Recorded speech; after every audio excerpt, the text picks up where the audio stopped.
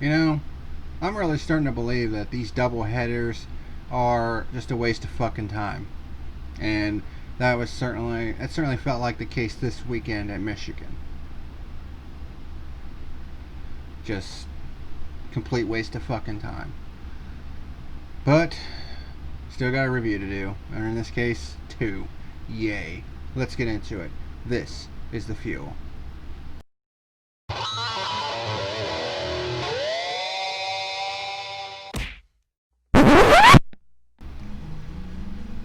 What's happening, ladies and germs? This is the Packer Man, and welcome to today's edition of the Fuel.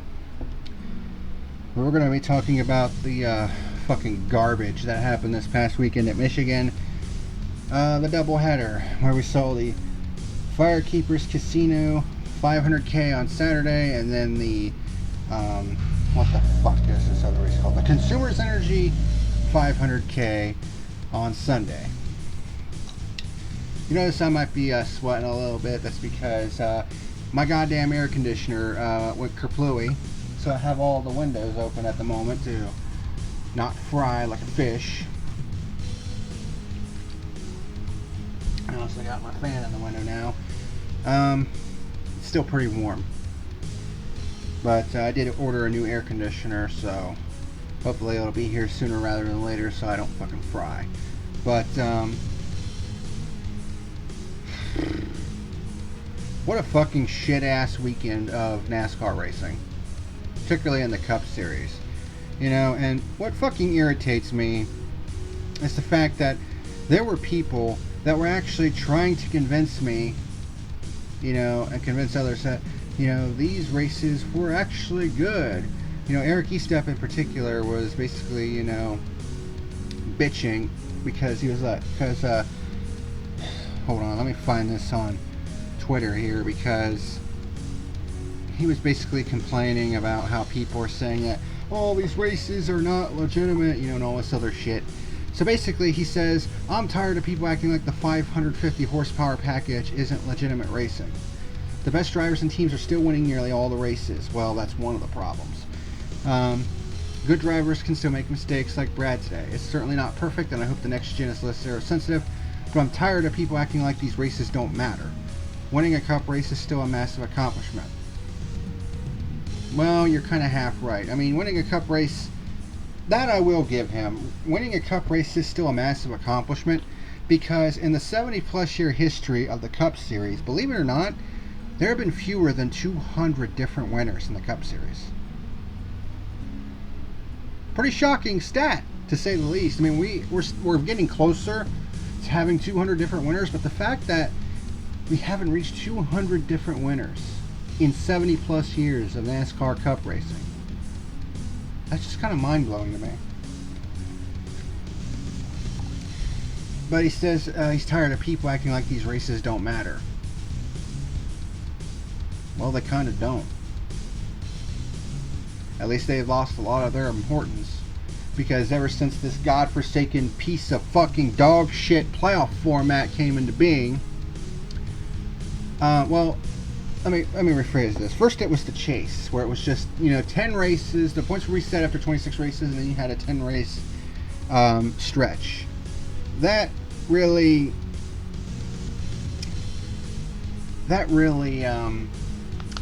diluted some of the wins of the first 26 races, although the win you're in wasn't a thing at the time. But then in 2014, Brian France had the bright idea to turn this into a fucking stick and ball format,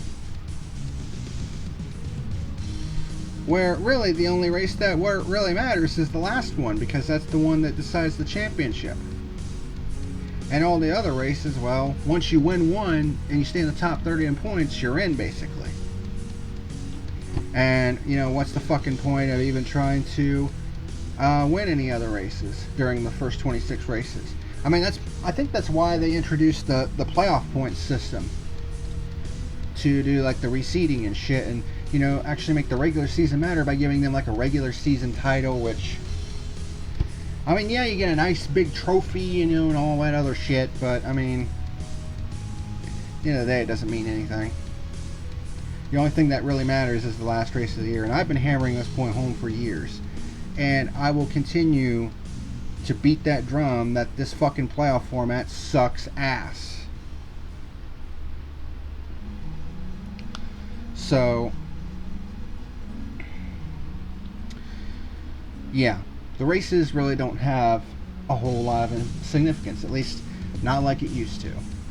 And then he says, the 550 horsepower package was a band-aid. 2018 low downforce, high horsepower was a garbage year for intermediate races outside of Chicago. And it was. It's important to let NASCAR know that we want more off-throttle time, more input from drivers, etc., but discrediting winning with the current package isn't fair. That much I can agree with, but then I replied to him by saying, I'm not saying the racing isn't legitimate. I'm saying the racing sucks. Big difference. And it does suck. It sucks a big giant bag of donkey dicks. Like, what the fuck is this shit? You know? And it's really sad that New Hampshire, the previous week, had had the same number of overall lead changes as both Michigan races combined, and had more pure lead changes than both Michigan races combined. How the fuck does that happen?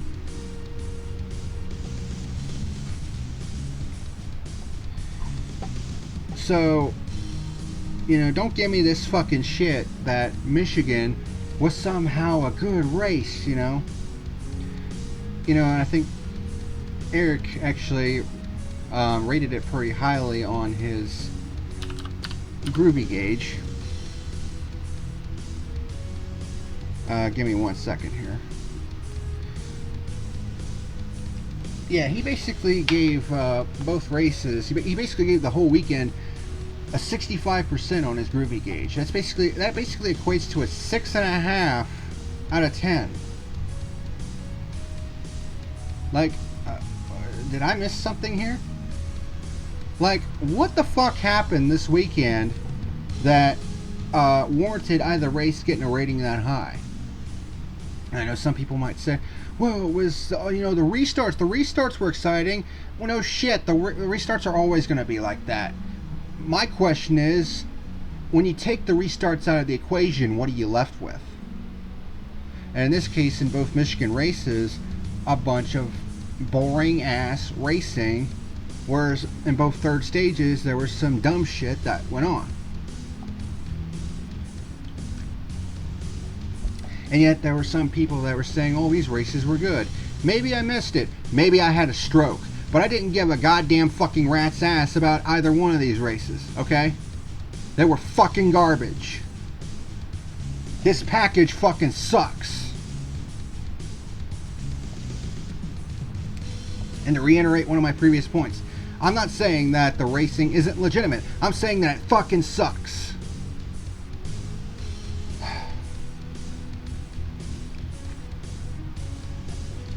And quite frankly, I don't think doubleheaders are a good idea either, because, I mean, look what's happened the previous 2 times we've had doubleheaders, at Pocono and at Michigan.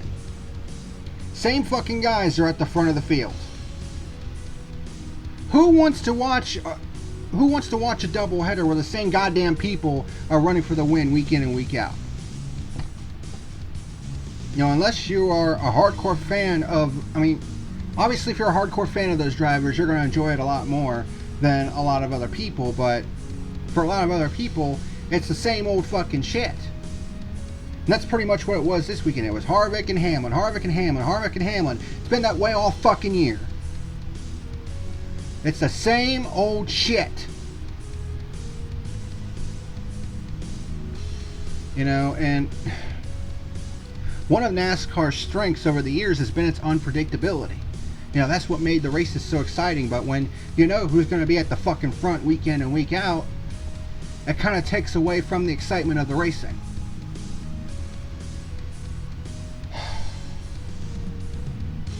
You know, it's just so fucking frustrating.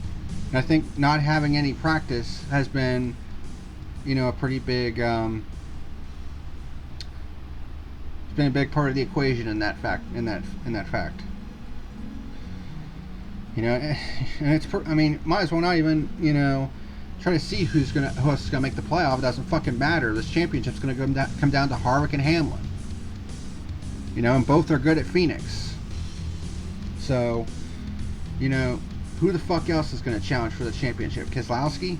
He's been way too inconsistent. I mean, yeah, he has, I think, 3 wins this year now, but I mean, he's just been incredibly inconsistent. I mean, honestly, this is Harvick's championship 9. He's finished in the top 5 9 straight times. And once we get to how much, what is Pointley looks like, I mean, he's going to wrap up the regular season title 2 races before the final race of the regular season. At this rate.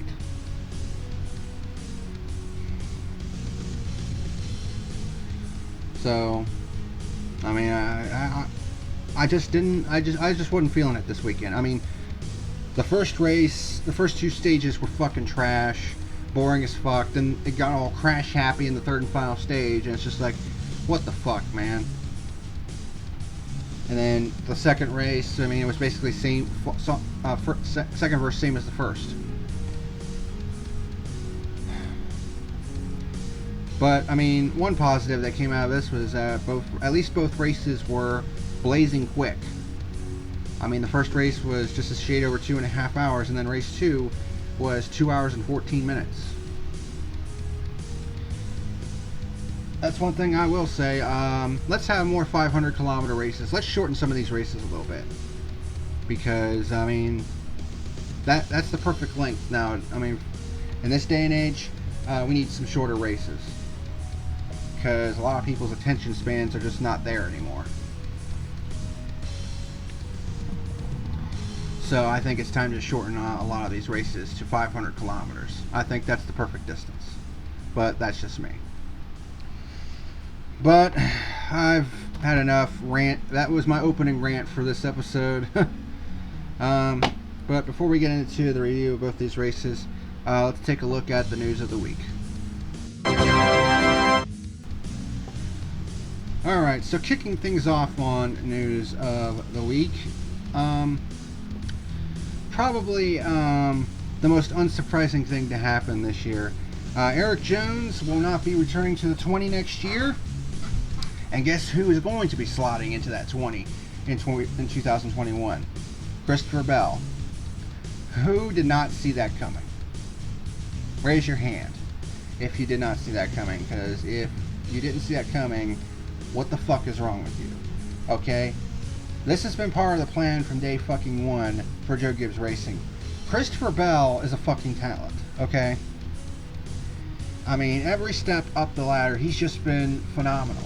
And let's be honest here, in that 95 car, I mean, he's been giving it some pretty good rides. I mean, let's be completely honest here. He'd probably have more top 5s and top 10s if it weren't for, like, mechanical failures and other dumb shit. But, I mean, him to the 20 is a natural fit. You know, I think he might be just might be the next big thing. You know, and Erik Jones, of course, he's going to be left out in the cold, but, you know. And there were some people like, oh, Joe Gibbs Racing made a mistake releasing Erik Jones. Are you fucking serious right now? Have you not been paying any attention the last 3 years? Okay? Yes, Erik Jones has the 2 big wins, you know, at Daytona, and then he won the Southern 500 last year. But outside of those 2 wins, what has he accomplished? He made it into the playoffs the last 2 years. That's all fine and dandy, except for the fact that both of those resulted in first-round exits. And this year, he might not even make the fucking playoff. And you're honestly surprised that after 3 years, which is more than enough time to get your feet under you, you're surprised that Joe Gibbs is releasing Erik Jones at the end of the year.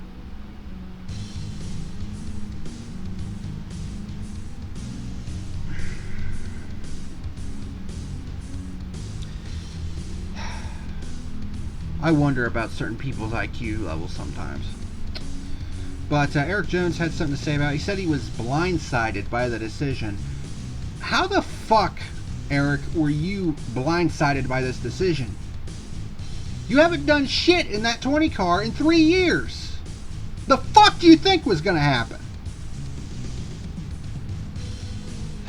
Anyway, this is a statement that he made regarding the 20 teams decision. It should be showing up on your screen here momentarily. It says it shows up on my screen, but it's taking its sweet fucking time.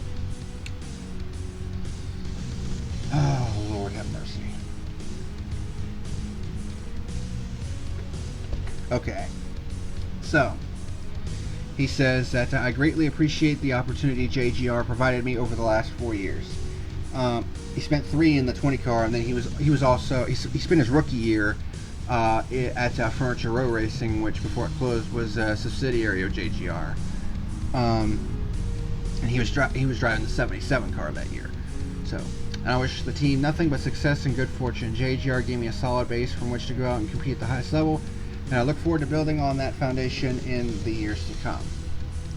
Well, I guess the question now is, where would Jones end up? I mean, he is a proven winner. And let's be honest here, I do like Eric Jones. He seems like a cool dude, you know, and I want to see him succeed at the highest level. But we have to face facts here. In 3 years in that 20 car, he has just the 2 wins. And you look at what Kyle Busch has been doing in the 18 car, even though this has been kind of an off year. I mean, he's still been running good. He just hasn't won. You know, Truex, he's been winning races in that 19 car. And of course, Hamlin, he's been just whipping ass. So, you know, what are you going to do? You know, of course, you know, Logano had that same thing happen to him about a decade ago. You know, where he was a driver of the 20 car, wasn't really getting the results, and moved over to Penske Racing, and, you know, it's been all upside from there. So maybe Eric Jones just needs to go to a team that is a better fit for him. Sometimes with high-tier teams, you can get a good driver, but sometimes the chemistry just isn't there. You know, I mean, look at what Truex had to go through throughout his career. I mean, he went through like the first, you know, 10 years with only like a handful of wins, and then once he hooked up with Cole Pern, you know, all of a sudden, shoom, his win total just skyrocketed. And of course, he won the title in 2017. So, I'm not saying this is the end for Eric Jones. I mean, the dude can drive. I mean, he wouldn't have won a Southern 500 if he couldn't drive. But where's he going to end up? A lot of people are speculating that he might end up in the 48 next year. Because with Brad Keselowski signing a 1-year contract extension, which begs the question, why just 1 year? Makes no sense to me. But if Eric, you know, that's the next big question. Where's Eric Jones going to end up? He might end up at the 48. There are rumors saying that Bubba Wallace might stay with Retro Petty Motorsports, which would leave the 42 open, because Kenseth, you know, he was just put in, you know, as a stopgap measure. So, you know that Chip Ganassi is going to be looking for a replacement for that 42 car. So Eric Jones could be considered for that. But, yeah, I would say his time as a Toyota driver has come to a close. And I'm going to be looking forward to seeing where he goes next year, and I'm going to be looking forward to seeing how Christopher Bell performs in that 20 car next year, because that's going to be something to watch. So, also this week, NASCAR has unveiled a new formula to determine qualifying for the next race. They're not going to do a draw any longer, because, you know, a draw is kind of randomish, and it doesn't really seem fair. So, beginning with the Daytona Road Course next week, starting lineups will be determined by this formula. And it's pretty obvious that you can pretty much tell who's not good at math by the responses to this formula. It's like, dude, people, it's simple math. This is not fucking rocket science here. So basically, this formula comes from 3 categories. All 3 equal up to 100%, but a few categories are put more weight into than others. For example, your finishing position in the race is basically half of the total formula. So basically, it has the biggest impact at 50%. So basically, using this as an example, Well, first let me tell you all this. Finishing position is 50%. Points position is weighted at 35%, and fastest race lap is ranked at 15%. So when the playoffs start, all drivers at that point eligible for the championship will start in front of the rest, naturally. But how does this whole thing work? Well, basically, we take this formula and we apply it, and whoever has the lowest score after each race, that will be how they determine starting position for the next race, and whoever has the lowest score will get the pole for the next race. For example, Kevin Harvick in race number 2 at Michigan, since this was a doubleheader, they did the race 1 and then they did the 20 position invert for race 2, which they're going to do that for Dover, I think, as well. But beginning with the Daytona road course, so we look at Kevin Harvick's performance at Michigan. Of course, he won the race. So his finishing position will be multiplied by 0.5. So his score in that category will be 0.5, the best you could possibly get. Next, he recorded the second fastest lap of the race. Where did I put my phone at?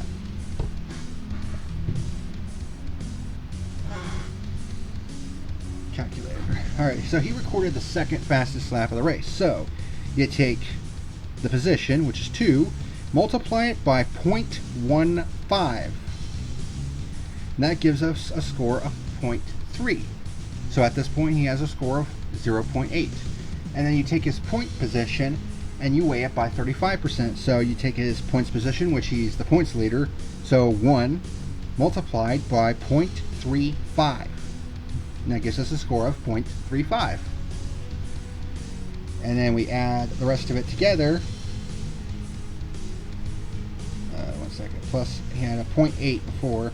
So his score is a 1.15. I mean, that's about as close to perfection as you can get. And there was actually several people who had already put the formula up on, their Twitter, basically showcasing who's going to be starting where for the Daytona road course. And naturally, the front row is going to be Harvick on pole and Denny Hamlin second. Go figure, right? But that's basically how it works. I mean, it's not rocket science, people. It's simple math. But it's pretty clear that some people just don't math. Moving over to IndyCar for a quick nanosecond. Unfortunately, the news came out that the Indianapolis 500 this year will be run with no fans. Before, they were going to try to have fans at 50% capacity, and then that was reduced to 25% capacity. But evidently, Indiana's COVID numbers have been spiking in recent weeks. So IndyCar, unfortunately, had to make the decision to run Indianapolis with no fans, which really sucks because, I mean, the Indianapolis 500 is the big money maker for the IndyCar series. So it's going to suck to see that race with no fans. But one thing they will do as a result is typically during the Indianapolis 500, they black out the race for television networks all around the Indianapolis area. I think it's also in the state of Indiana. I don't know if it's in Indianapolis or the state of Indiana. I can't remember which. But for this year only, they're going to lift that blackout because no fans can be in attendance. So that's cool, I suppose. But at the very least, we are going to get an Indianapolis 500. But going back to NASCAR, one of the things that NASCAR did this weekend, and they're going to have it for the rest of the year, except at the restrictor plate tracks and the road courses, is the choose rule. That's right, the choose rule from the All-Star race has become a permanent fixture. And truth be told, I think this is a fantastic decision. And the reason why I say this is because typically, these guys are lining up double file anyway. But only the leader of the race can choose where he can go on the restarts, which can put pretty much everybody else at a disadvantage. And a lot of times, you'll see on on pit stops, drivers intentionally slowing down to try to get in certain positions where they're either on the inside or the outside, depending on what track it is. And the problem with that is people that are coming out of pit road might not expect the guy in front of them to just suddenly hit the brakes to not be a certain position out of the pit lane, and they would get run into the back of, which would ruin potentially their day and the guy who ran into them. So I think this is a great addition, because now drivers can make decisions based on what track it is, to go to the outside lane or the inside lane, and depending on what you choose, you could gain several positions, or you could choose to be in the lane that your car is best suited for. I think it definitely adds a lot more strategic element to it, and this is and to be fair, this is a short track rule that I've seen a lot. Especially, I used to see it at Columbus Motor Speedway during the Crazy Compact series. They would have the choose rule, as it's called, but it's also known as the cone rule. And what they would do, off of turn 2, they would place a cone. Somebody would actually walk out, place a cone on the track, and the drivers would choose which lane they would get in that way. One minor problem is that the marking on the track that has the square and the orange lane, basically dividing the lanes to go to the outside or the inside, is kind of hard to see. So I don't know what they can do to make it a little more visible, but I would probably suggest like a neon colored yellow or something like that, like a highlighter yellow, to make it a little more visible. Or maybe even a light, to put a light, some kind of, like, dig a light into the track right where the cone would technically be. I mean, I don't know how they would fix that, but that's something that I think they need to address, because there are several drivers who nearly ran over the orange box, which would have resulted in a penalty. But I do agree with the choose rule being in place. In addition to that, they also released the remaining schedule, which, I mean, it's pretty much unchanged for the most part, from the looks of it. You have, and this is the 10 race playoff, basically. So they had everything scheduled up to the Daytona regular season finale, and then they obviously they're just now releasing the Cup side of things. Of course, you know, I'm not talking from Xfinity and Truck's perspective, because they did add some. Looks like they added some races to their schedules, but from the Cup side of things, nothing has changed. You still have Darlington, Richmond, Bristol, and then Vegas, Talladega, then the Charlotte Roval, Kansas, Texas, and Martinsville, and then Phoenix as the finale. So there's that. And I think that's about it for news of the week. So, starting to get dark outside. So what I'm going to do is I'm going to go ahead and turn the lights on, and let's get into this doubleheader review. Alright, so let's go ahead and get into this. First race of the doubleheader, the 2020 Firekeepers Casino 500K. They still called it the 400, but it was really 500 kilometers. Both races were the same stage-wise. Stage 1 was 40 laps, Stage 2 45 laps, and then Stage 3 71 laps. So, Joey Logano drew the pole for the first race. Logano led lap 1, but reported a possible vibration in the drivetrain, which I think he was able to finish the race, but that was an issue right off the bat. Hamlin was up to second. And then we kind of had a lot of single file shit at the moment. Harvick got by Almirola for third, and then Denny Hamlin took over the lead from Logano on lap 15 for first pure lead change of the day. Logano gets it back around the outside, but then we have our first caution on lap 16, which was the competition caution. About half the field comes in for service. Logano leads on the restart. Hamlin gets a great push from Reddick on the inside and takes the lead, which is something that we saw pretty much all weekend. Truex with a flat right front tire, but makes it to pit road. Harvick gets by Logano for second, and then blows by Hamlin to take the lead down the backstretch. for a second pure lead change on lap 23. And it's like, oh, look at that. Hamlin and Harvick 1-2 yet again. Same old shit. Kurt Busch gets by Logano for third. Reddick with an unscheduled stop for a possible flat tire. Logano starts falling back and nearly has a moment with Kyle Busch off of turn 2.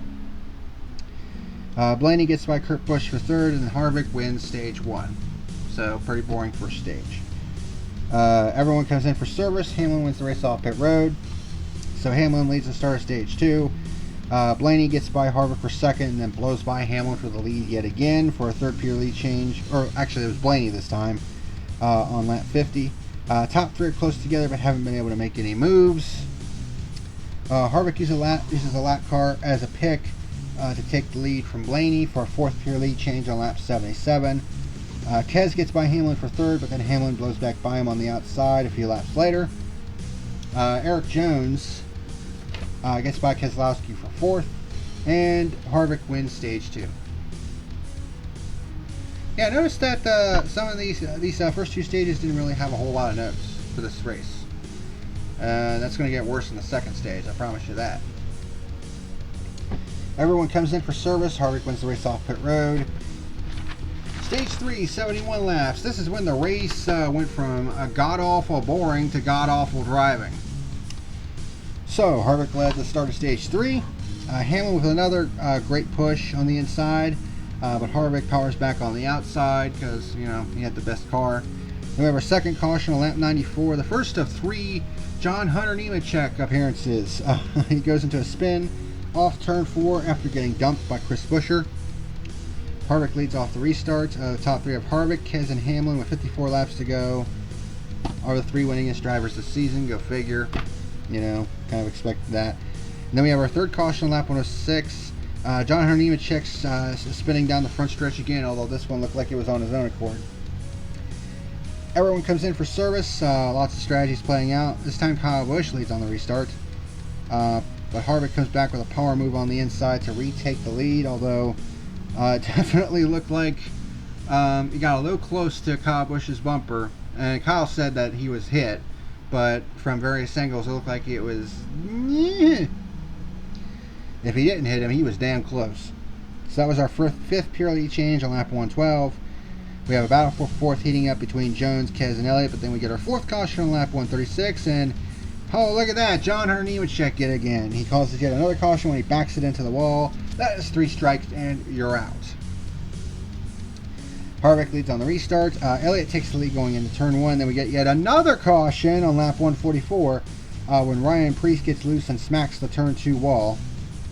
So Elliott leads on the restart with 9 laps to go. This is when Harvick pushed Busch out of the way. Previous time it was a power move and it was pretty cool, I guess. But Kyle Busch gets the lead, but then Harvick does the thing that I talked about earlier, where he got really close to the left rear quarter panel of the 18 and takes the lead away. And then we get our 6th caution on lap 150 when Cole Custer backs into the wall in turn 3 after a flat tire, and the race had to be red flagged to clean up all the mess. So Harvick leads on the restart with 3 laps to go, but then we get yet another caution on lap 155. Austin Dillon spins into the wall of turn 4 after getting nudged by Christopher Bell. Ryan Newman and Michael McDowell are also involved. And at this point, I'm like, this race is trash. Way too many caution flags. I mean, we had 6 caution flags in stage 3 in a 71 lap stage. That's ridiculous. You know, these are supposed to be some of the best stock car drivers in the world, and they look like they can't even drive at their own fucking go-kart track. So Harvick leads on the first overtime restart. He got a great start. Got out ahead of everybody. There was some major shuffling around in the top 10, but no one was a match for Harvick, and he ended up winning the Firekeepers Casino 500K. This race was trash. So, lead change count. There were 12 overall lead changes in this race, with 5 pure lead changes. I'm going to save star of the race and reject of the race for the end, and I'm going to combine the two into start of the weekend and reject of the weekend. So, yeah, this race sucked big time. And I'm also going to do the results back to back as well, because why the fuck not? Race number 2, the Consumer's Energy 500K. Second verse, same as the first. This time around, 13 drivers had to go to the rear of the field for either inspection issues, backup cars, you know, the whole 9 yards. So as a result, Clint Boyer would start from the pole due to the invert. And I'm just going to tell you right now, the first 2 stages had almost nothing happen. Like, let me show you my notes, okay? This is stage 1, okay, right here. This is stage 1. These are the notes for stage 2.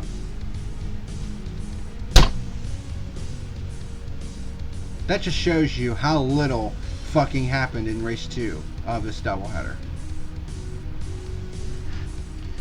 So Boyer leads lap 1. There was 3 wide in the field. Johnson and Matty D and go around Byron for 2nd and 3rd. Had a huge gaggle of cars go 2 and 3 wide in the top 15. But, you know, there wasn't much else that happened. Bell got by Byron for 4th, and then by Matty D and Johnson to move up into 2nd. So Bell had a pretty good run going early on in this race. Kyle Busch got by Eric Jones for 5th, and then Byron for 4th, and then Matty D for 3rd. And then Clint Boyer wins stage 1. That was basically it. I mean, he pulled out to like a 3-second lead, and nobody could touch him at that point. The only good thing about this stage was how fast it went by. Everyone comes in for service, and Kyle Busch wins the race off pit road, so he leads the start of stage 2, which of course is 45 laps.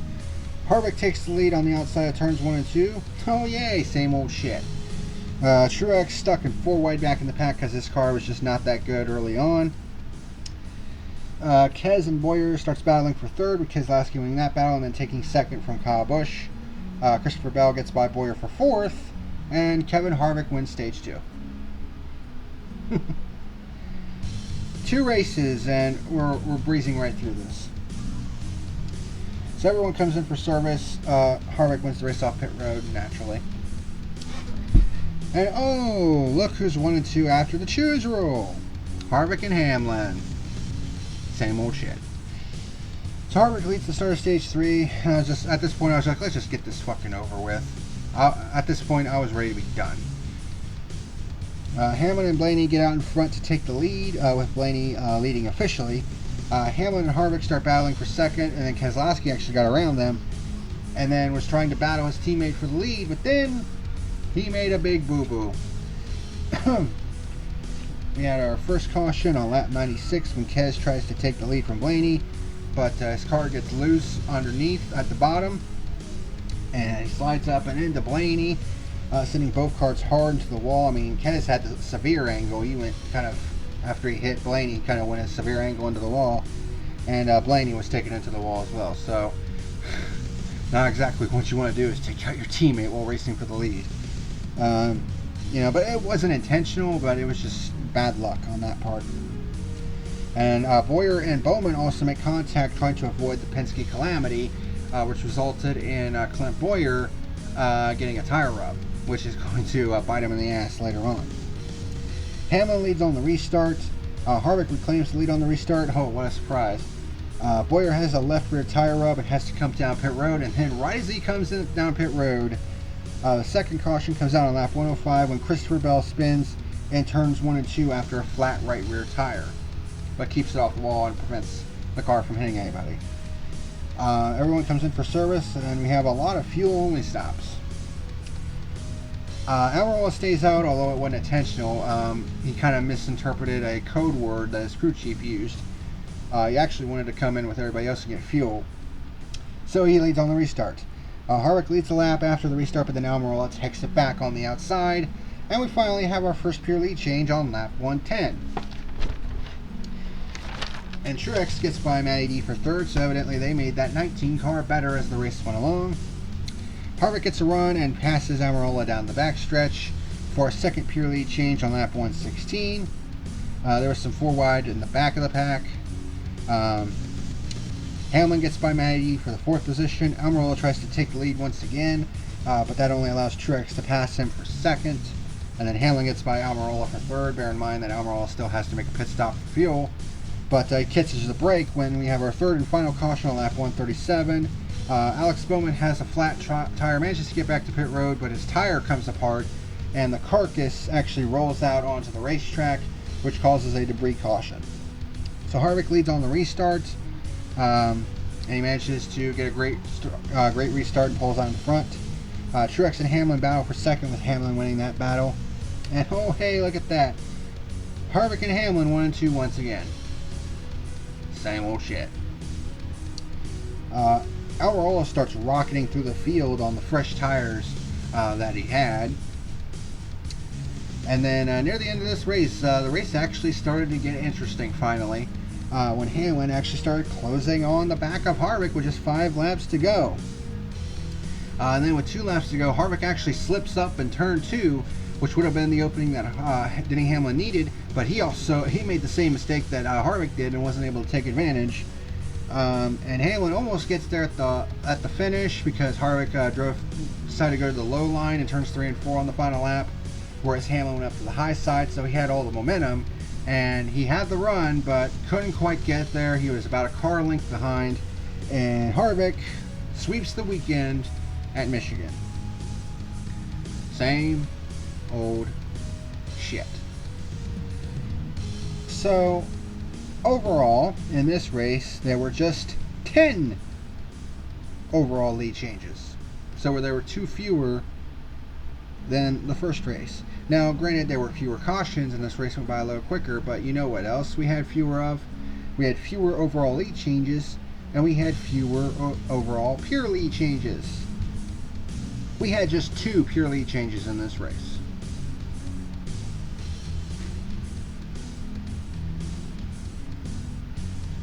New Hampshire had 11 overall last week, and both Michigan races combined only accounted for 7.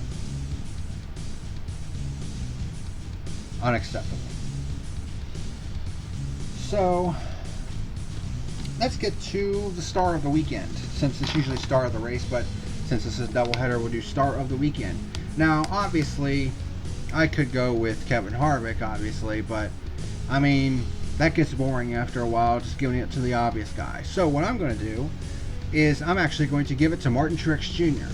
Now why am I going to do that? Well, he finished 3rd in both races and was a contender for pretty much at the end of both races, but he had a much tougher path to go through than Harvick did. In the first race, he actually had a flat tire early in the race and was a lap down for a large majority of the race, and he was able to battle back and make it up to 3rd. And then in race 2, the handling on that car was dog meat. I mean, he was just going backwards, getting passed left and right, and then at the end of the race he was right there in the top 3 once again. So my star of the weekend is Martin Truex Jr. for battling through thick and thin and everything he had to get a pair of 3rd place finishes. So big round of applause to Martin Truex Jr.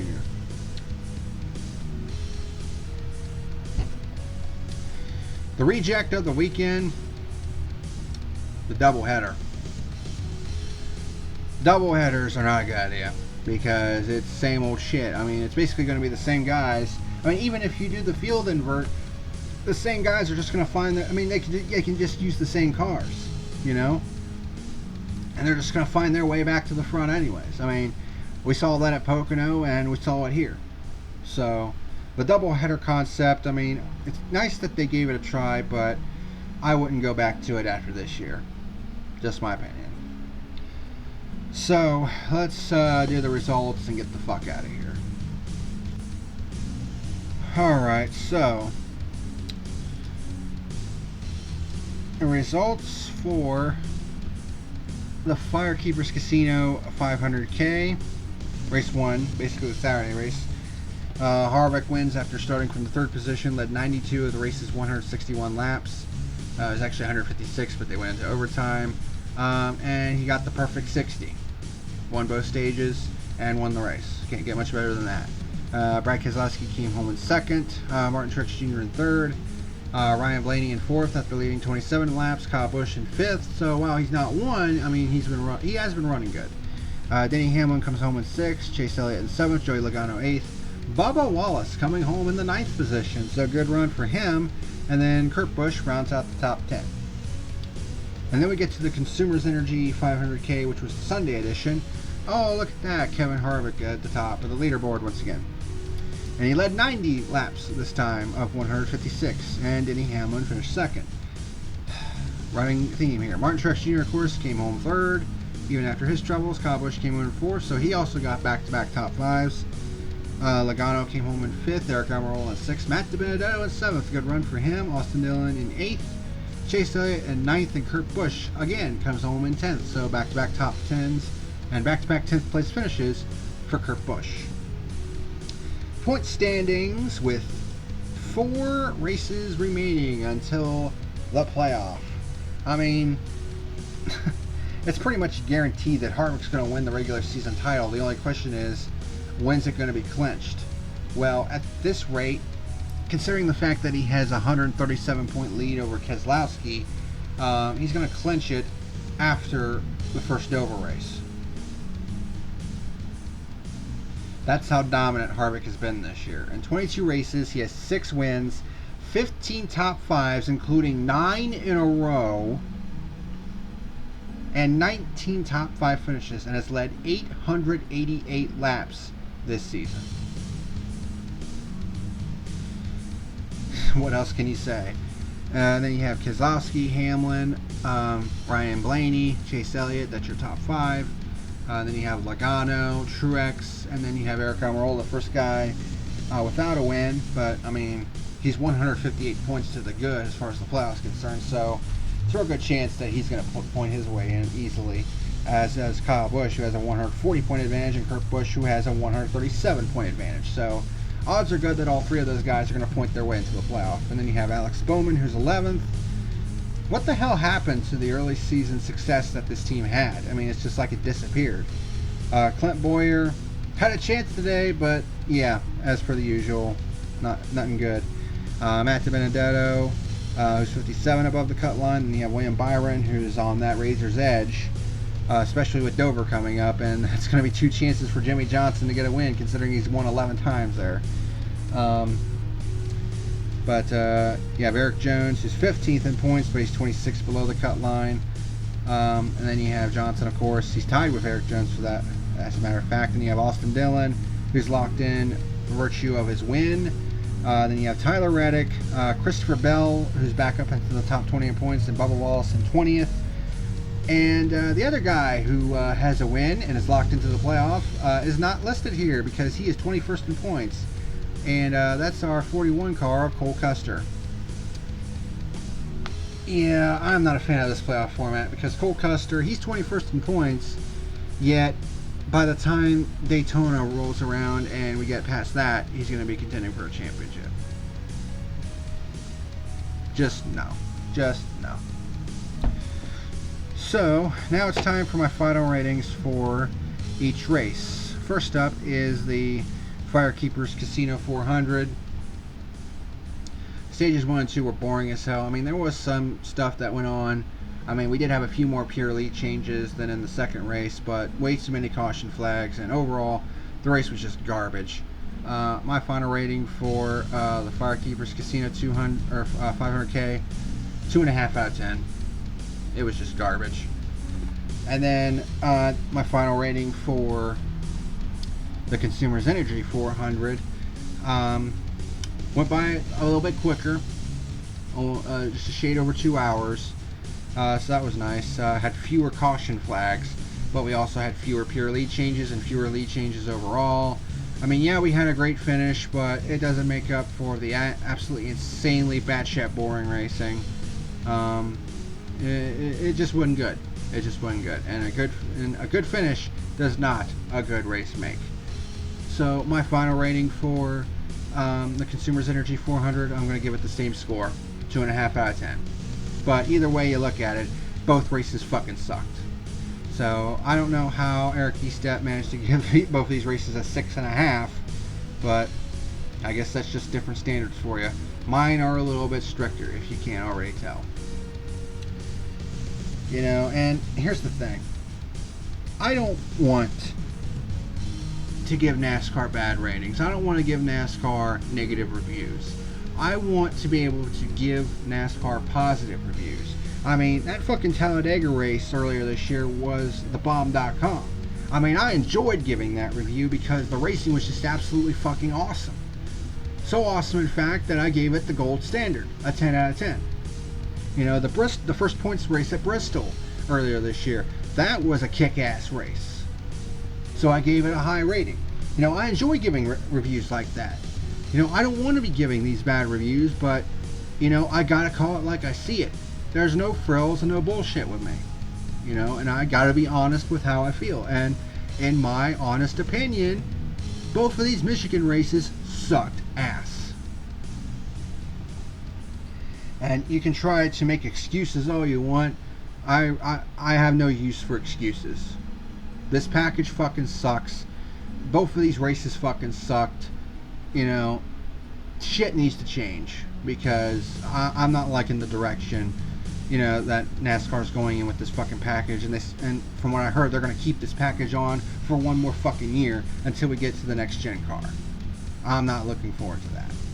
So, anyways, I'm done rambling on for today. It's too fucking hot in here. Not having an air conditioner sucks. So hopefully the one I ordered will get here sooner rather than later, so I'm not sweating my fucking ass off while I'm doing these reviews, as you can plainly tell. But that'll do it for this week on the Fuel here on this Motorsport Monday. Next week is the Daytona Road Course, where there is a shit ton of unknowns. That's going to be interesting to see, I'll tell you that much. And rain tires have been approved for that race, so the possibility is there for our first ever Cup Series rain race. Fingers crossed. But that'll do it for today. Thank you very much for watching. And until next time, this is the Packer Man signing out. See you later.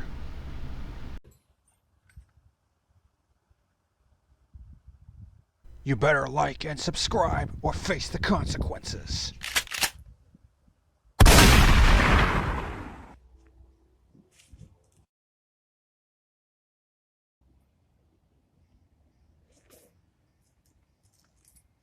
You have been warned.